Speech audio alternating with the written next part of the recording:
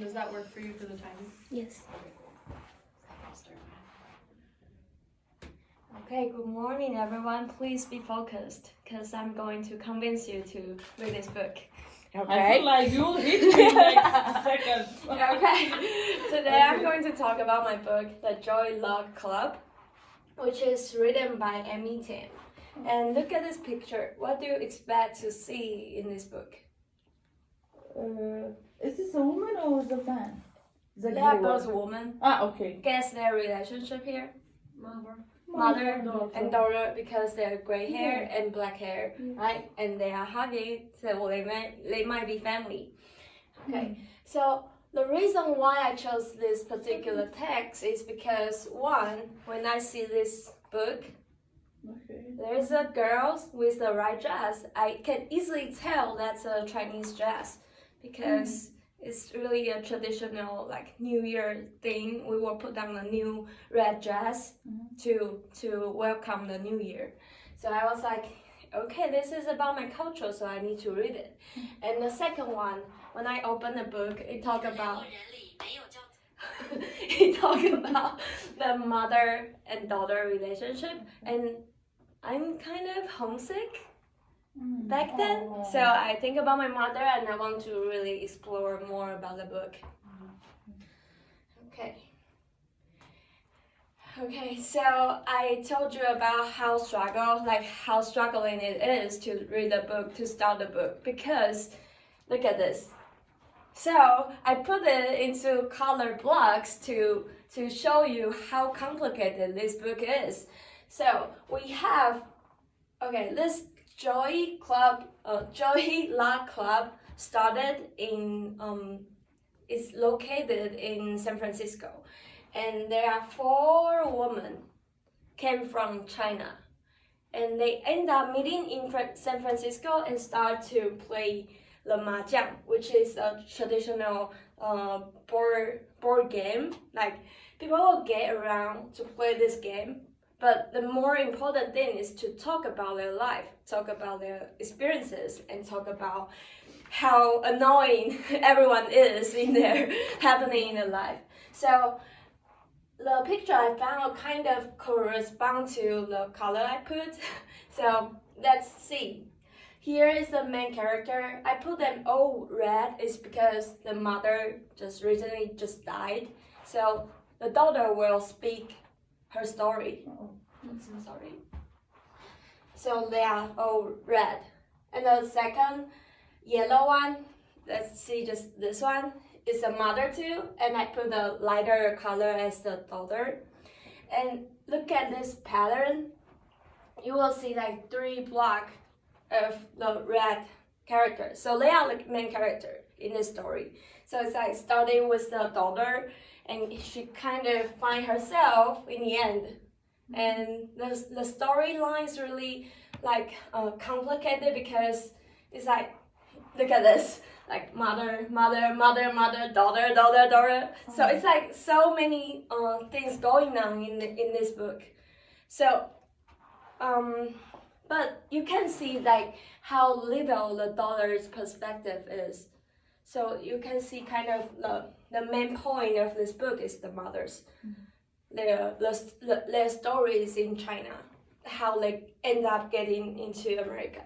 So I would say like the 3 points of this book is first the shared experiences among the mother, how they grow up in China.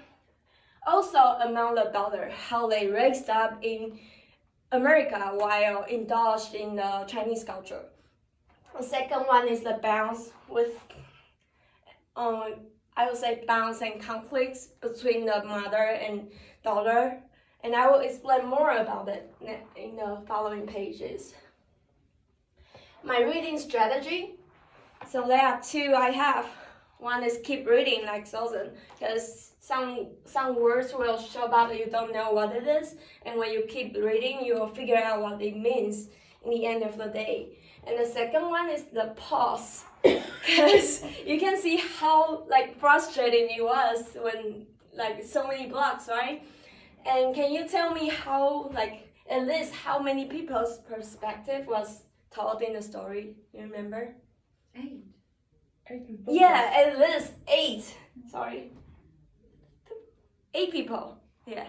So it's so confusing that sometimes I need to like just leave me alone. I would just think about what happened and what's the relationship between them. But it's really attractive because how the emotional perspective they have toward each other, and you can like really see the person in the story while they are telling their story.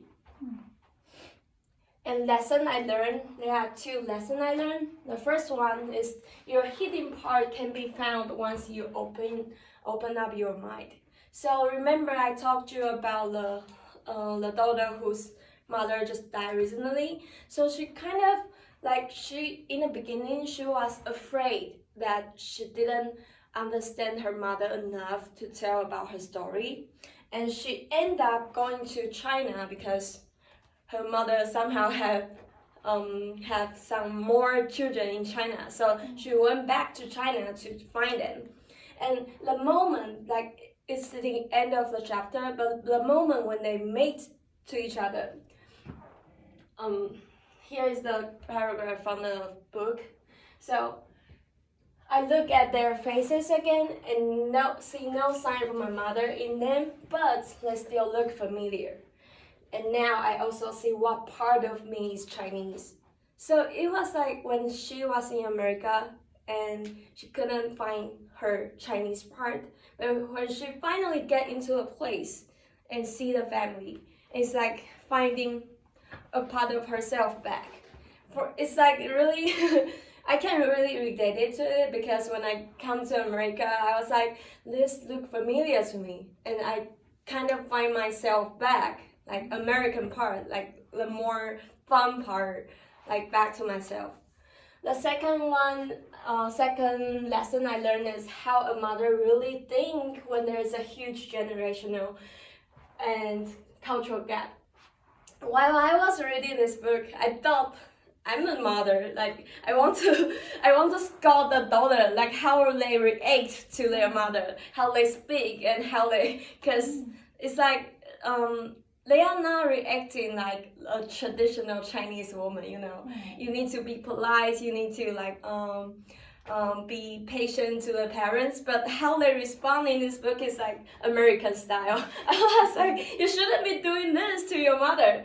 And it's like all the words written in the book was like, yeah, they are totally my thoughts in back then. So here's the one I found is really interesting. I wanted my children, is from one of the mother. I wanted my children to have American circumstances and Chinese character. I couldn't teach her about how to obey parents and listen to your mother's mind, and how not to show your own thoughts, how to know your own worth. So this sentence is really important in Chinese culture. Like you need to be humble, you need to be unseen, because once you show up your pride, your smartness, you will be the target, and everyone will be attacking on you. It's kind of the cultural thing. So I was like, yes, the book is actually like talking about some detailed and usually unseen culture in this book. And it's really clearly, you can really like understand it.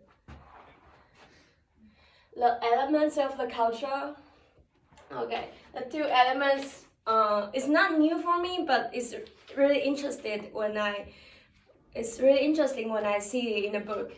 The first one is feng shui, which translated to English is the wind and water.